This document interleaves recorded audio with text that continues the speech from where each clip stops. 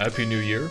I'm posting this video with considerable delay, as I honestly haven't been working much during the holidays for obvious reasons. Last video in the series I talked about South Korea and their vehicles that could be added to War Thunder. And today we'll talk about the North. In the South Korea video I already talked about how Korea could be added. And in contrast to my Benelux videos, people actually seemed very divided on how this should be done. A lot of people liked the idea of a united Korean tree, whilst some were fine with South Korea being added as a subtree for America or Japan to eliminate a lot of the copy-paste vehicles. And others were right and agreed with me that both Koreas should get their own separate trees. Regardless of how, I'm still excited for both Koreas to be added, and I fully entrust Gaijin to decide what the best option for the game is, and to then completely ignore that and do something else. On my South Korea video, some viewers notified me about a sort of ongoing meme that Korea is obsessed with their artillery and long-range firepower. Now, South Korea didn't have that much crazy artillery, so I just assumed, yeah, that's how modern warfare works. But then I researched the North, and holy fuck, does Korea like their artillery. North Korea has such an ungodly amount of different artillery vehicle variants, it is baffling. I'm convinced North Korea has more different artillery than the rest of the world has M60 variants. It's like with ants, you know, you have a good couple of different species, you know, the fire ant, bullet ant, marauder ant. But then you look a bit closer and you see, oh, 12,000 variants. Another little thing to spice things up even more is that the vast majority of North Korean vehicles don't really have names. I think it's safe to assume all these vehicles have been given official designations, but we simply do not know them. Instead, these vehicles have been given unofficial designations, which is usually just the letter M followed by the year the vehicle was first discovered. Which is all fine and good until, I don't know, you discover several vehicles in the same year. All this is to say that finding information on these vehicles was often confusing or difficult to find, and there are a lot of vehicles with the same designation, which made things even more complicated. Also, needless to mention, it's North Korea. Military info is often classified, and this is especially the case this time.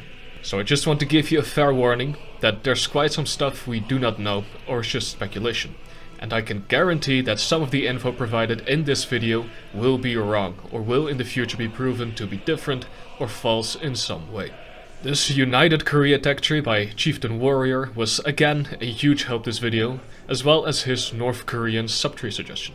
And also this Reddit post by Negative Jaguar, as well as this entire tree made by Pickpicker, which had a lot of more obscure vehicles. And with cross-referencing all of these together, I believe I have a pretty good picture of the vehicles North Korea could get. But first, as promised, I will go over a bit of stuff for South Korea that I missed last video. If you're just interested in the North Korea stuff, you can skip ahead to here. The first vehicle I missed is another addition to the K-21 series. The K-21 PIP, or Production Improvement Program, like the K-2s. For now it is only a prototype, but it does exist. It gets additional protection in the form of ERA add-on armor and a soft kill active protection system, the same one the K-2 has, I believe. South Korea also has another 8x8 anti-air vehicle, the Rodam KW-2, with the same body as the KW-2 Jupiter, and is not the same as the K-30W. The last vehicle is very simple. It's a K311 with KP SAM pedestal anti-air missiles. One thing I was a bit confused about last video was South Korea receiving T-80 UKs. I have since been notified that the T-80 UK is the command version of the T-80U, and the one-off prototype I was thinking of was the T-80 UM2, which is currently burning Ukraine. The T-80 UKs South Korea received don't seem to have these Stora eyes, so they wouldn't be any different in-game. And some people even said that Korea didn't receive them at all, so it doesn't matter. Once again, I really appreciate all the people correcting me and suggesting new stuff. You're always a great help. Now, moving to the North. And we'll first get most of the copy-paste stuff out of the way. North Korea received quite a bit of Soviet stuff, as well as Chinese vehicles. During and after the Korean War, North Korea received several T-34 variants, the model 1941, 42 and T-34-85s, as well as IS-2 model 1944s, PT-76Bs, Type 63s, T-54 model 1949 and 1951, as well as Type 59s and T-55s, which were sometimes seen with sled armor.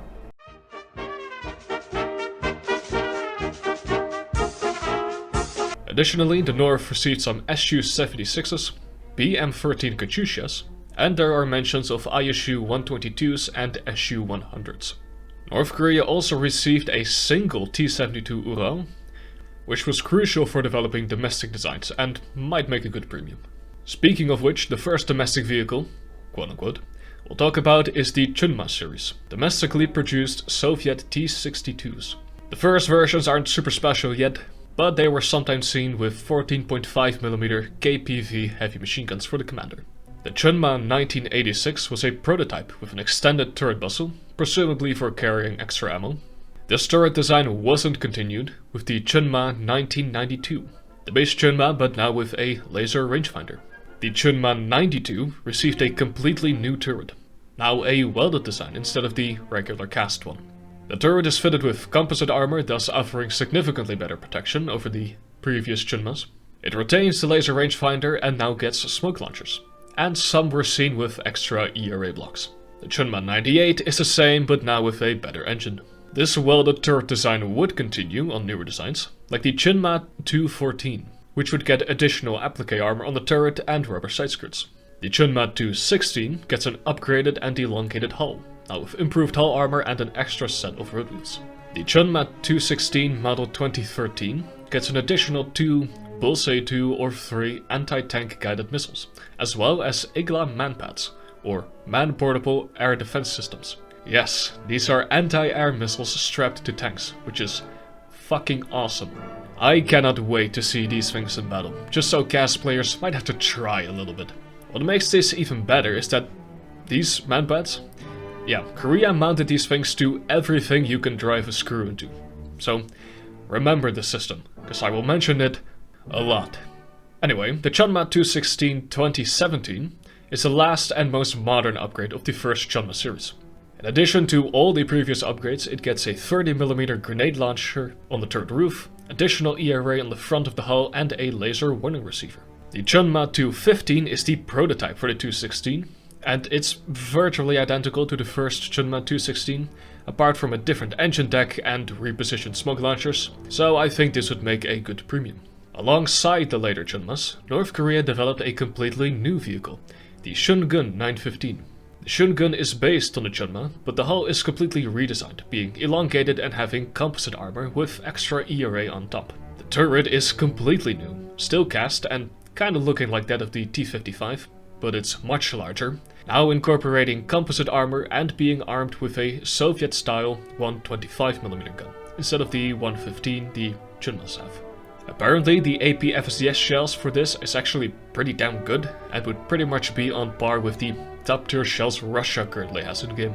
It gets no thermals however, no laser warning system, but it does get smoke grenades, a good engine, a 14.5mm KPV machine gun, and turret-mounted Igla manpads. The Shungun 915 2017's main upgrade is the addition of double-stacked ERA on the turret face, reportedly giving the vehicle around 500mm of protection total. The Igla manpads have also been relocated to the rear of the turret, but this is more relevant in the next version, the Shungun 915 2018, which got a major upgrade to its entire weapon package. There's a double-mounted Bullseye anti-tank missile system installed, the Igla manpads have been doubled, and the KPV machine gun from the commander has been replaced with dual 30mm grenade launchers. North Korea seems to have kind of kept the interwar idea for tank design of if gun don't work, use more gun, and I for one highly respect it. The prototype for the Shungun is just referred to as Shungun 915, just the same number twice. It gets the double-stacked ERA, Bullseye 2 ATGM and the 30mm, and I think this would make another great premium. The most modern MBT for North Korea is the M2020, later confirmed to be called the Chunma 2, despite seemingly having nothing in common with the first Chunma series. It is an entirely new design, now getting close to kinda looking like a somewhat modern tank. It also has the 125mm with a very strong APFSDS shell, high explosive and heat, pretty basic stuff, but unlike other Soviet designs, it doesn't get an autoloader. I'll mention now that every North Korean main battle tank doesn't have an autoloader, and they're all manually loaded. In addition to this, it gets a dual Bullseye 5 ATGMs, a 30mm grenade launcher, and no IGLA manpads, surprisingly enough.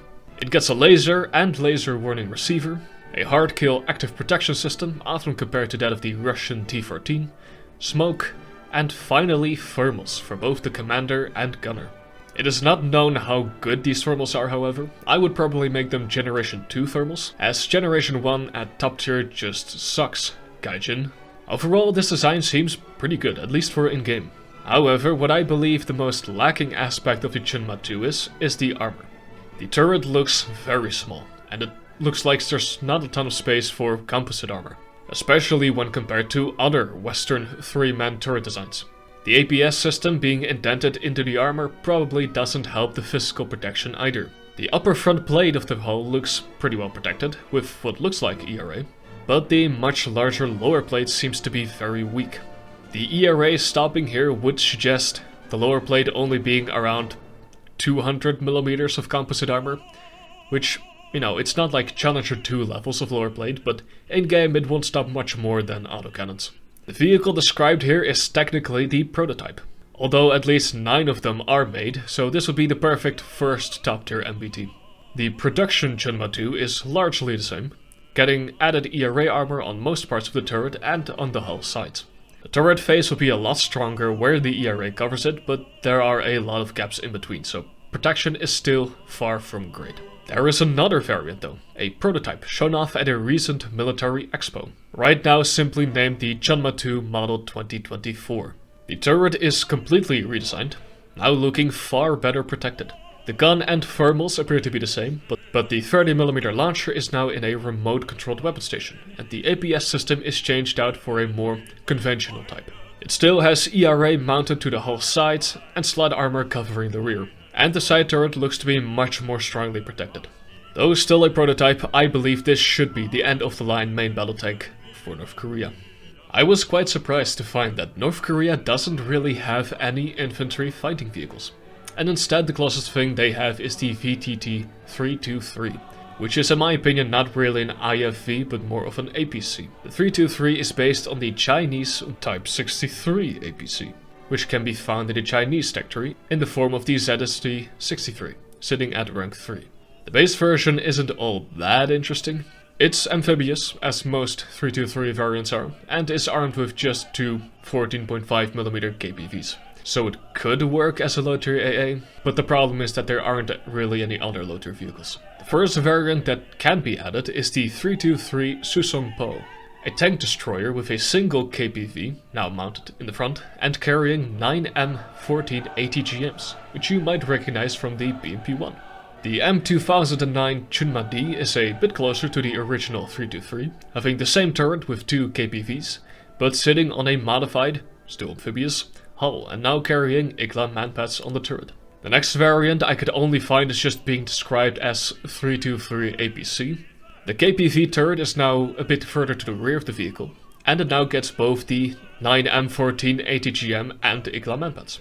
There are also a couple of tank destroyer type versions of the 323 with, as far as I could find, no real names. They're open top with the fighting compartment far in the rear. The first version has a F-22 76mm gun, comparable to those of the T-34s. This thing would be very similar to the Su-76, but now actually being mobile. There's another version with a D-44 85mm gun, and another with a BS-3 100mm gun. There are a couple of light tanks on the chassis as well. The first one again doesn't really have a name, nor any information for that matter. It has a unique hull, still amphibious, now having a PT-76 turret, armed with a Type 62 85mm cannon, the same the Type 63 and Type 62 tank have. Then there's the M1981 Sinjung series, with the base version being extremely similar to the previous vehicle, just having a different, longer hull. The model 1985, however, is armed with an additional 9M14 missile, and the model 2015 gets IGLA manpads and smoke launchers. The new Meng is instead a MLRS vehicle, armed with BM-11 122mm unguided rockets, each having around 6.4 kilograms of explosives. There's another similar vehicle, now with 18 107mm rockets, and a front-mounted KPV. Let's now move to the artillery. Still sticking with the 323 chassis for a bit. The M1977 is first, armed with a D30 120mm gun in an open-top vehicle. There's also a variant with two dual Igla manpads. The M1985 is nearly identical to the M1977, with the only visible change being a slight adjustment to the casemate. I don't think this has to be added as a separate vehicle, but I wanted to mention it anyway. The M1992 is a pretty interesting vehicle, now with a fully enclosed turret. The armament it has is a bit dubious. It could be a 120mm howitzer, but I've also seen it referred to as a 140mm mortar. Interesting vehicle nonetheless. Okay, so this part was still pretty easy to follow, I hope. Now let's get to the real confusing stuff. The Tukchun is based on the Soviet ATS-59 artillery tractor, which in and of itself is based on the T-55. Starting in the 70s, we get the M1972 Tukchun, armed with a 100mm gun. This gun, I believe, is very similar to that of the T-54 and would likely get a same-ish ammo selection. There's also a version of this thing, but with a laser rangefinder, that I think would be placed at a much higher BR. The M1974 Tukchun is the same vehicle, now with the D20 152mm howitzer. The M1975 is our first turreted Tukchun, now with a 130mm. It doesn't get much in regards to ammo selection though, only HE and a sub round with around 200mm of penetration at 1000 meters. There's of course also a version with Igla manpads. The M1981 Tukchun is armed with the 122mm again. These guns are all over the fucking place, man, I tell you.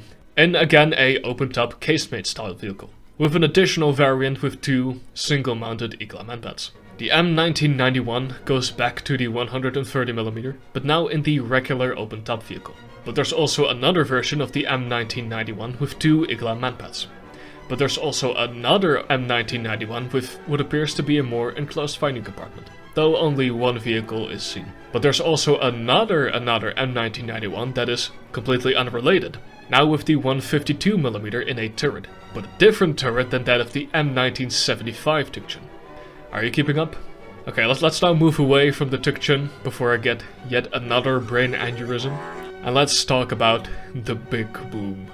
This abomination is the M1978 Coxswain, based on the T-55 chassis with a whopping 170mm gun. This gun can only fire high explosive, but like, not that it matters. The gun is huge, the armor is literally non-existent. I love it. I want it. Now. The only problem with this thing is that it technically can't carry ammo, as in real life trucks would follow along with the ammunition. But like, come on, there's place for some ammo boxes there, who cares. Alternatively, they could add the M1989 Coxswain with the same gun but now on a Chunma chassis, with a more 2S7 Pion style layout. But it looks less clunky, so I don't like it as much. Alright, back to the aneurysms. The M1991 Chichepo is entirely unrelated to any of the M1991 Tukchun, now sitting on the Chunma chassis and having a proper turret with a 122mm gun capable of firing HE and APHE, and is basically a Korean counterpart to the 2S1. Then there's the more modernized version, the Model 2018, now getting an additional heat shell, smoke launchers, a double 30mm grenade launcher, and again Igla manpads. The Chuche 107 is the most modern artillery North Korea gets, sometimes referred to as the M2018. It gets either a 152 or 155mm howitzer, we don't really know, but we know for sure that it does get smoke grenades, 30mm grenade launcher, a laser rangefinder, a laser warning receiver, a semi-autoloader, and maybe thermals. But would it really be a North Korean vehicle if there wasn't also a version with Igla manpads? The M1984 is a very out-of-pocket vehicle with three 370mm recoilless cannons. Wheeled vehicles North Korea has plenty of as well, starting again with just Soviet vehicles, specifically the BTR-60 and BTR-80A, which we already have in-game. The M2010 is derived from the BTR-60, now having two 14.5mm machine guns and an Igla manpad. The M2010-2 is a modernized version, which might have better mobility and an improved fire control system, but this is all speculation, so I don't feel there's a need for this thing to be added. We also have the M1992 APC, armed with Bullseye 2 missiles. A more modern version of this is the UAZ-469, a Soviet off-road vehicle with 2 Bullseye 4M anti-tank missiles. The main transport truck is the ZIL-130, and if you stick a bunch of guys in the back with RPGs it could work, but I don't think this counts. The M2018 ATGM is again derived from the BTR-60, now with 8 Bullseye 6 ATGMs, capable of penetrating around 750 to 1000 millimeters of armor. Combined with a laser warning receiver, and this thing could be pretty scary. The M2020, again, is an 8x8 armed with the exact same 122 as the M1977, a 30mm grenade launcher, gunner thermals, smoke, and a laser warning receiver. This is very much a support vehicle as you don't get a laser rangefinder and likely no real anti-tank ammunition apart from heat, so good luck hitting anything. There's another vehicle on the same chassis, however, now armed with 5 Bullseye 5 ATGMs, which would perform similarly to those the BMP-2M currently has in-game. It again also gets smoke launchers, a 30mm grenade launcher, and a laser warning receiver. There's another 8x8 vehicle, but all we have on this thing is a picture of a model. It seems to have a modified M2020 body with a completely new turret. The gun is likely a 115 or 125mm, and it appears to have either a 7.62mm machine gun or, more likely, another 30mm. It has smoke grenades, a laser rangefinder, and maybe thermals. It is not known if this thing has been properly built yet. So far we only have a model, so I don't think we'll get this thing in-game. Next up, a bunch of rocket vehicles. Of the M1992 APC, there's also a version with 18 107mm MLRS. The Sungri 61NA is truck again, now with 24 107mm MLRS, and of course there's a variant with 2 good old Igla manpads. The Soviet Tatra 813 has 40 RM70 122mm rockets, with an additional 40 for reload. The KN-09 is a 6x6 truck armed with 8 300mm rockets, and there's a version with some additional light protection for the cabin.